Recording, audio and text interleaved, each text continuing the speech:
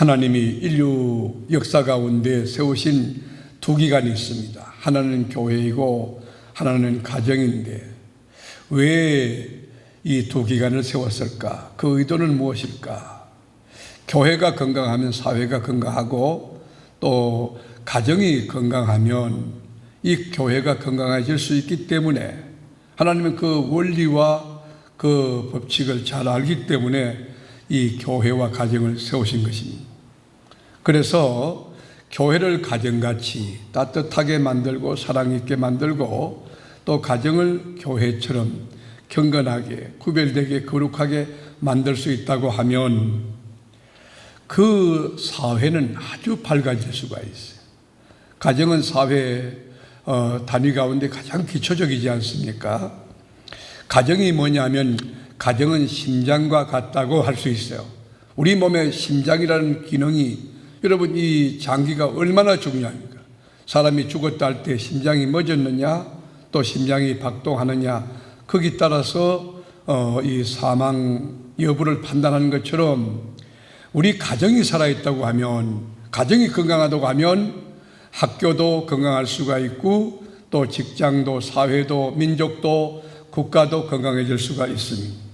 그래서 하나님이 주신 이 가정이라고 하는 거룩한 공동체를 웃음꽃이 있고 소망이 있고 위로가 있고 격려가 있고 칭찬이 있고 축복이 있는 그런 가정으로 경영할 수 있다면 그는 하나님이 원하는 바지만은 인생을 살 때 가장 복되게 지혜롭게 사는 그런 비결이 될 수 있습니다.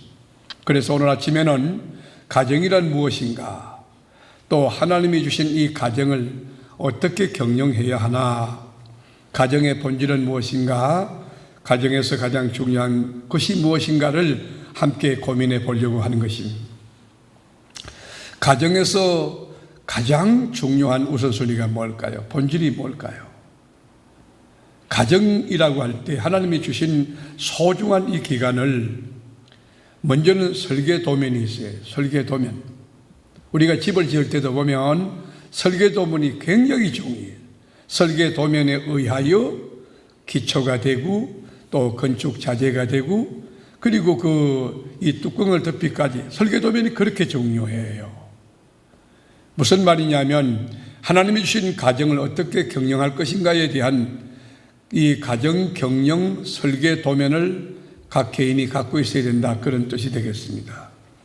우리 가정을 어떤 가정으로 만들 것이냐 이 하드웨어에 초점을 줄 것이냐 소프트웨어냐 우리 가정을 하우스로 이렇게 집중해 갈 것이냐 아니면 스위트홈을 만들 것이냐 현대인들은 이 유행에 이 트렌드에 민감해서 집이 몇 평이나 된대요. 집의 규모, 크기, 또 그 집에 풀장이 있대요. 그 집에는 그럼 현찰이 있어요? 아니면 부동산, 동산이 어떻게 되어 있어요? 그 집안의 가구는 뭐 이태리제인가요? 이렇게 보이는 것들에 대하여 물리적인 것들에 대하여 관심을 두고 투자를 많이 합니다. 그러나 우리는 기준이 뭐예요? 성경이에요. 하나님을 믿는 우리 그리스도인은 참된 행복과 진정한 가치가 무엇이냐 어떻게 해야만 영육간 강건하고 하나님의 복이 임하는 정말 건강한 가정을 이렇게 섬길 수 있겠느냐 이 하드웨어가 아니라고 하는 것이에요. 외형적인 거 또 물리적인 거 그런 거 아니라고 하는 것이에요. 그건 뭐냐? 그건 뭐냐? 성경의 이야기를 오늘 1절에서 한번 다 같이 보겠습니다. 다 같이 1절 여호와를 경외하며 그의 길을 걷는 자마다 복이 있도다. 여기 보면 여호와가 있는 가정, 여호와를 경외하는 가정, 또 그의 말씀에 순종하는 가정 이것이 뭐냐? 기독교인의 가정 경영 법칙의 원리라는 거, 원리. 여호와가 있느냐? 하나님이 있고 내가 있고 하나님이 있고 우리 가정이 있거든요. 하나님이 있는 가정을 만들려고요.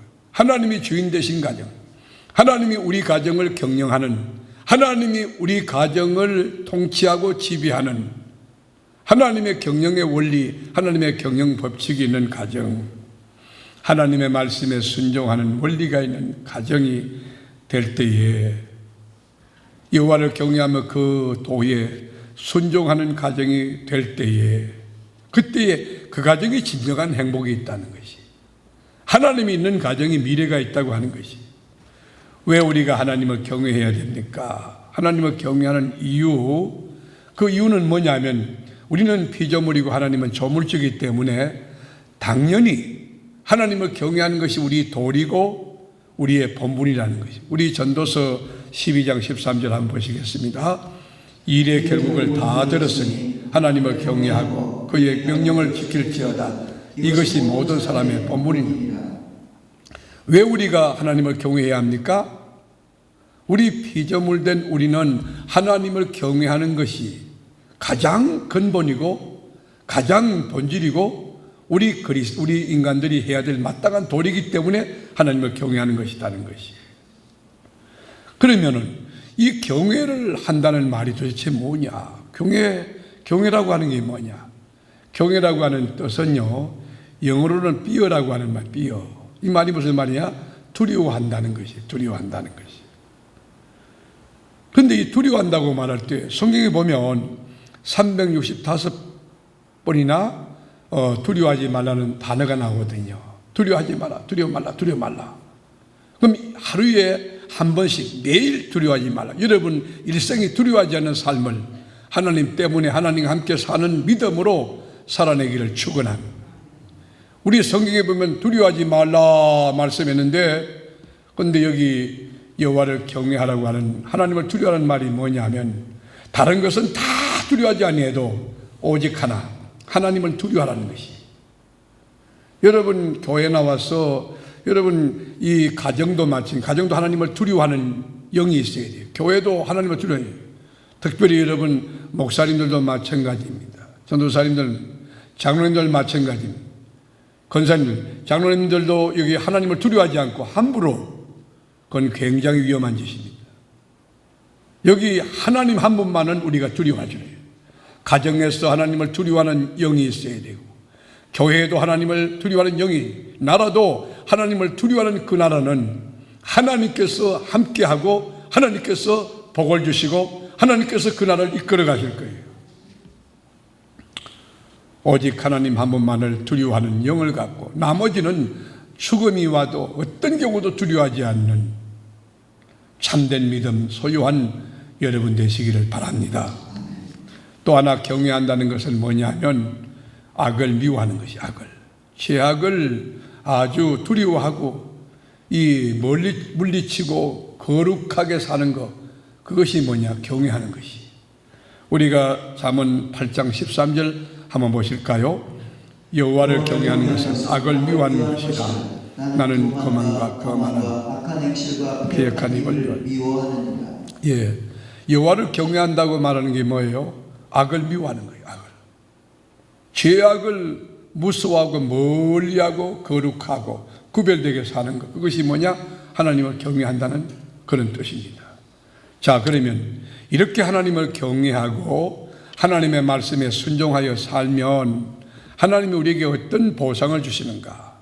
그게 성경에 다 기록이 되어 있어요. 하나님을 잘 믿고 주님을 두려워하고 이 악을 멀리하고, 그리고 하나님 말씀에 순종하여 살면은 먼저는 어떤 축복을 받느냐? 2절 같이 보실까요? 2절, 내가 내 손이 수고한 대로 먹을 것이다. 내가 복되고 형통하리로다. 여기 보면요, 노동한 결과, 디자인하고 그리고 씨앗을 뿌리고 애쓰고 수고한 그 모든 결과를 하나님이 보장해 주신다는 거예요.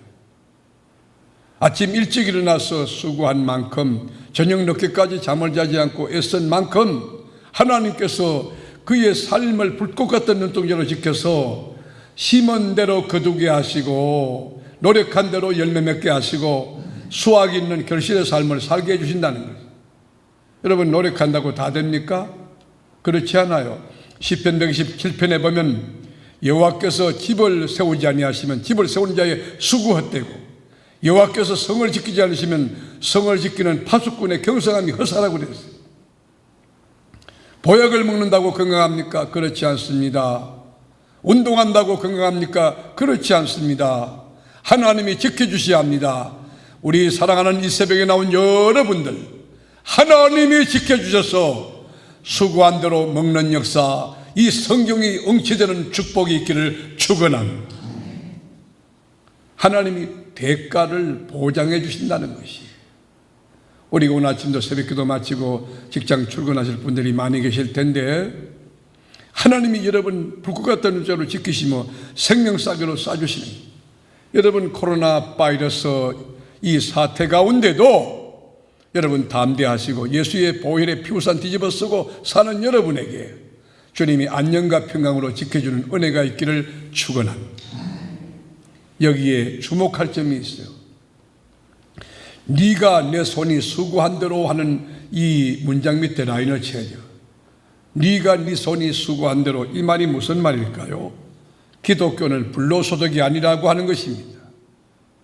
기독교는 하늘에서 그냥 뭐가 떨어지는 게 아니라는 것이, 여러분 아주 건면하고 성실해요. 기독교에는요, 땀을 구슬땀을 뚜벅뚜벅 흘리고 하나님 앞에 기도하고 난 뒤에 지혜를 구하고, 그리고 아침부터 늦게까지 현장에서 띵뛰면서 하루 일과를 돌아보면서 내가 잘못한 게 뭐가 있나, 또 사업이 잘 될 때는 내가 교만하지 않았는가, 막혔을 때는 이 막힌 것을 어떻게 뚫어나갈 것인가, 깊이 연구하고 기도하는 노력이 필요하다고 하는 것입니다.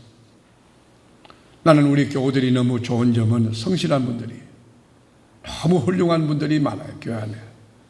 우리 바울 사도는 말했어요. 데살로니가 후서 3장 10절에 보면 일하기 싫은 자는 먹지도 말라 그랬어요. 일하기 싫은 사람 손들어 보세요. 오늘부터 금식하시라. 누구든지 이렇게 말해요. 목사도 일하기 싫으면 먹지 말라는 거예요. 장로도 일하기 싫으면 먹지 말라는 거예요. 권사도 일하기 싫으면 먹지 말라는 거예요. 기독교는 성실한 것입니다. 정직하고 땀을 흘리는 것입니다. 난 여러분이 지금도 열심히 하지만은 하나님 안에서, 그리고 주님 주시는 힘을 가지고 성실하게 삶으로, 땀을 흘려 삶으로, 여러분이 하나님 일터에서 벌어들인 작은 돈이라 할지라도 하나님이 주신 그 거룩한 역사가 오병이어 기적이 막 나타나는 하나님의 능력과 권세와 은혜가 있는 그런 삶이 있기를 축원합니다.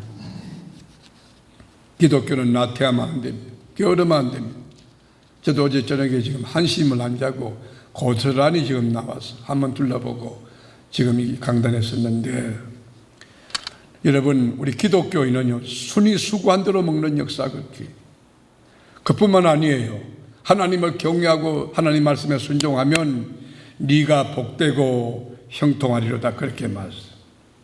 여러분 복만 있어도 얼마나 좋아요. 근데 그 플러스 해가지고 형통까지, 이 아세레하고 토보, 그러니까 여기 복되게 한다는 것은 뭐냐면 하나님께서 번영과 행복의 복을 주니, 번영과 행복, 지금보다 더 아주 번창하게 양적으로 질적으로 높이와 깊이와 중량으로 이 번영하게 하고 행복하게 하시는 이 아세레, 하나님께서 복되게 하시고 형통하게 하신다.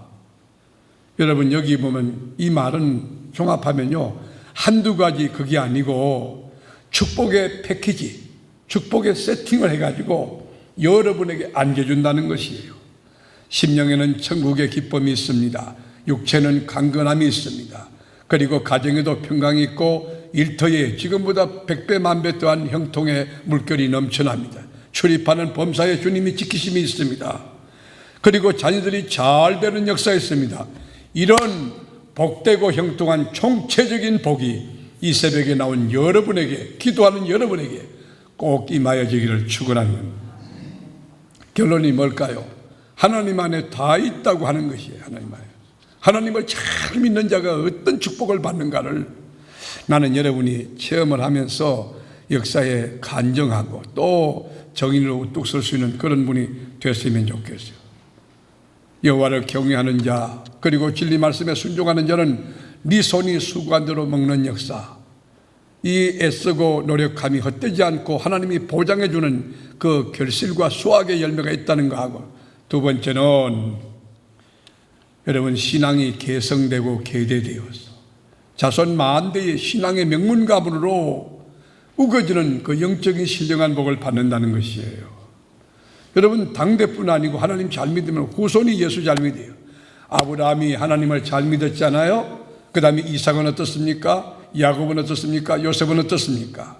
사랑하는 교우 여러분, 여러분이 하나님을 경외하고 진리도에 순종함으로써 여러분 당대뿐 아니고 아들대, 손자, 정손자, 고손자, 그 밑에까지 또 밑에까지 그 밑에까지 쭉쭉쭉 예수 잘 믿는 신앙의 명문 가문 이루기를 축원합니다. 3절 보시겠습니다. 3절, 내 집 안방에 있는 내 안에는 결실한 포도나무 같으며 내 식탁에 둘러앉은 자식들은 어린 감람나무 같으리로다. 저는 이 말씀을 오늘 새벽에도 한 몇 차례 읽었는데요, 묵상하면서 그렇게 이 말씀이 은혜가 되는 거예요. 내 집 안방에 있는 내 안에는, 그렇게 말했어요. 여러분, 내 집 안방이라고 하는 게 뭐냐면 가장 깊숙한 곳이에요. 가장 은밀한 곳이에요. 여기는 아무나 들어갈 수 없는, 남편만 출입할 수 있는 공간과 중요한 곳, 그게 누구예요? 아내라는 거예요. 아내. 여러분, 아내의 사랑을 누가 받을 수 있습니까? 남편만이 받을 수 있어요. 남편 통해서. 이 로얄 패밀리, 여러분, 가장 귀한 이 금 같은 그런 황금의 축복을 하나님을 경외하는 자의 가정에 준다는 거예요. 내 집 안방에 있는 내 아내는, 여러분, 아내는요 사랑받을 권리가 있는 거예요. 보호받을 권리가 있는 거예요. 내 집 안방에 있는 내 아내는, 예를 들어서 지금 네 집 마당에 있는 아내는 그렇게 말하지 않았어요. 여러분, 여기에 남편의 책임이 있어요. 남편이 가정에서 아내가 평화를 누리며 가정 살림하고 그리고 행복하게 살 수 있는 일을 도와줄 역할을 해야 되는 것이죠. 그런데 여기 보면 내 집 안방에 있는 내 아내는 어떻게 묘사됐냐면 결실한 포도나무 같다, 그렇게 말했어요. 여러분, 이 포도나무는요 중동 지방에서는 아주 귀한, 꼭 필요한 나무예요. 목숨 같은 존재라고요. 무슨 말이냐면 하나님 잘 믿는 가정, 하나님 말씀대로 순종하는 자의 가정은 아내가 현모양처가 된다. 현모양처. 생명과 같고 정말 복덩어리 되어서 아내의 기도는 결실한 포도나무 같다. 이 말이 뭐지? 기도에 응답이 나타나요. 아내의 기도가 막 응답이 나요. 사랑하는 교우 여러분, 여러분의 기도가 남편을 성장시키는 정말 현숙한 현모양처의 아내들이 다 되기를 축원하는 것입니다. 여러분, 아내의 지혜로움이 남편을요 저 성문 앞에 우뚝 서게 만들어요. 리더십을 갖게 만들어요. 지도력을 갖게 만드는 거예요. 아내의 지혜로운 헌신이 가정을 윤택하게 합니다. 가정을 행복하게, 가정을 평화롭게 합니다. 결실한 포도나무 같다. 이 말이 뭐냐면 영육간에 풍성한 열매를 거두는 거예요. 여러분, 이런 아내가 있다는 것 얼마나 행복한 것입니까? 오늘 이 말씀을 듣는 여러분에게 이 말씀이 해당되기를 축원하는 것입니다. 그런데 여러분, 결실한 포도나무 같고 내 집 안방에 있는 네 아내라고 하지만은, 그런데 이 결실한 포도나무 같은, 여러분, 포도나무도 마찬가지지만 아내도 이 공통점이, 그거 뭐냐면 연약하다고 하는 거예요. 질그릇처럼 깨어지기 쉬운 거예요. 여러분, 아무리 포도나무가 3년 된 포도나무, 4년 된 포도나무가 있을지 몰라도 반드시 여러분 버팀목이나 지지목이 필요한 것이, 이 버팀목을 딱 세워놓고 거기다가 줄로, 밧줄로 이렇게 붙들어 매줘야만이 이 포도나무는 그 줄기를 뻗고 꽃을 피우고 열매를 맺을 수 있는 것이지 포도나무 자체로 설 수가 없어요. 이게 무슨 말입니까? 아내는요 약한 존재라고 하는 거예요. 질그릇 같다고 해요. 질그릇. 말 한마디에 상처 있고 말 한마디에 모든 것을 포기하고 접을 수 있는 게 아내라고 하는 거예요. 연약한 존재. 그래서 여러분, 남편들이 아내를요 응원하고 지지하고 칭찬하고 축복해야 돼요. 한번 여러분 남편들만 큰 소리로 여보 힘내세요 한번 해봐요. 시작. 여보 힘내세요. 오케이. 여러분 고맙습니다. 사랑합니다. 남편들이 그거를 응원하고 지지하는 것을 끊임없이 해줘요. 끊임없이. 아내가 어떤 존재냐? 저는 마치 태양과 같은 존재라고 생각해요. 여러분 태양이 쏘르기만 하면 어둠이 떠나가지요. 곰팡이군이 사라지지요. 그리고 우울증 있는 사람도요. 집안에 있으면 안 됩니다. 바깥에 나와서 햇볕을 쬐면서 여러분 바이타민 그걸 이렇게 공급받으면서 이 맑은 공기에 내쉬면서 이렇게 다녀야 우울증이 떠나가지. 집안에 이불 쓰고 있으면요 우울하다가 그 다음에 병들어 죽어요. 여러분 밝은 태양이 환하게 뜨는데 강도가 들어올 수 있겠습니까? 도둑이 올 수 있겠습니까? 그리고 식물들도요 이 태양이 쏠 때 태양을 향하여 고개를 쳐들고 그것을 자라가게 되는 거예요. 여러분 무슨 말하고 있는 것입니까? 아내가 태양처럼 환하게 웃을 수 있도록 남편들이 아내를 이렇게 격려하고 또 행복하게 살 수 있도록 도와줄 역할, 그게 남편에게 있다고 하는 것이에요. 여러분 이것뿐만 아니에요. 하나님을 경외하고 진리의 도에 순종하는 자는 자녀들이 잘 되는데 자녀이 어떻게 잘 됐냐? 여기 보면 네 식탁에 둘러앉은 자식들은 어린 감람나무가 되려다. 여러분 식탁에 둘러앉았다는 말은 두 가지 의미가 있어. 하나는 화기애애하다는 거예요. 여러분 소통이 안 되는데 밥 먹으러 오겠어요?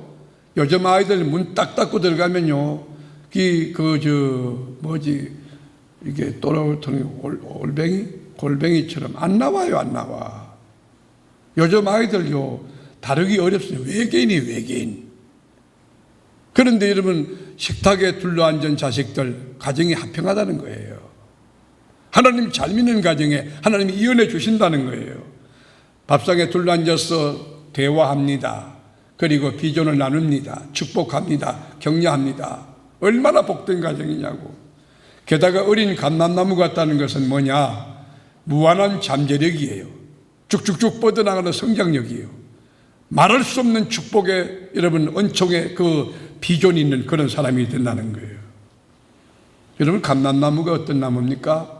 장수하는 거 장수. 여러분 성지순례 다녀오셨겠지만은 그 감람산에 가보면은 예수님 당시에 있었던 여러분 감람나무가 지금도 생존해요. 그러니까 2000년 전이잖아요. 그러면 2000년 넘었다는 거 아니겠습니까? 감람나무는 오래 사는 거예요. 감람나무 쓰이는 용도도 얼마나 다양한지 목재로도 쓰임 받지만은 감람류 있잖아요. 그거 가지고 음식을 만들어요. 감람나무는 껍질도 버리잖아요. 감람나무 껍질을 가서 추출하면요, 이 지혈이 안 될 때 그 지혈하는 그 약으로 쓰여요. 감람류 기름을 먹을 때에 여러분 그 열이 날 때 해열제가 될 수 있고 그걸 피부에 바르면 노화 방지도 된다고 그래요. 여러분 이 말이 무슨 뜻이죠? 우리 아이들이 어린 감람나무가 되리로다 하는 말이 무슨 뜻일까요? 이 세상에서 꼭 필요한 인물이 된다는 거예요. 꼭 필요한 인물. 가정에서는 기쁨이 되고 학교에서는 자랑이 되고 그리고 직장에서는 경쟁력이 되고 국가에서는 성장 미래 동력이 되고 교회에서는 멸류관 되는 그런 자녀가 된다는 것입니다. 이 새벽에 나온 여러분들 예수 잘 믿어서 하나님 말씀에 순종해서 여러분 자녀가 밥상에 둘러앉은 여러분 자식들이 어린 감람나무처럼 꼭 필요한 실존이 되고 자존감이 높고 하나님의 기쁨이 되고 우리 교회의 자랑이 될 수 있기를 축원합니다. 이 감람나무는요 얼마나 생명력이 좋은지 가지를 치잖아요. 싹이 막 6개 7개 막 나와가지고 그 감람나무를 제거하는 것은 그렇게 힘들다고 그래요. 그렇게 힘들다. 여러분 하나님 잘 믿으세요. 하나님 잘 믿고 하나님 말씀대로 순종하여 사세요. 그럼 여러분 자녀들이 어떤 상황에 떨어져 7전8기하고 8전9기 일어날 수 있을 거예요. 모쪼록 하나님 주신 거룩한 가정을 손이 수고한 대로 먹는 역사뿐만 아니고 여러분 가정의 안방에 있는 여러분 아내가 결실한 포도나무 같고 식탁에 둘러앉은 자식들이 어린 감람나무처럼 쭉쭉 뻗어나가고 희망차고 미래가 너무너무 기대되는 아름답고 복된 역사가 가득한 주님이 허락한 가정이 되기를 주의 이름으로 축원합니다.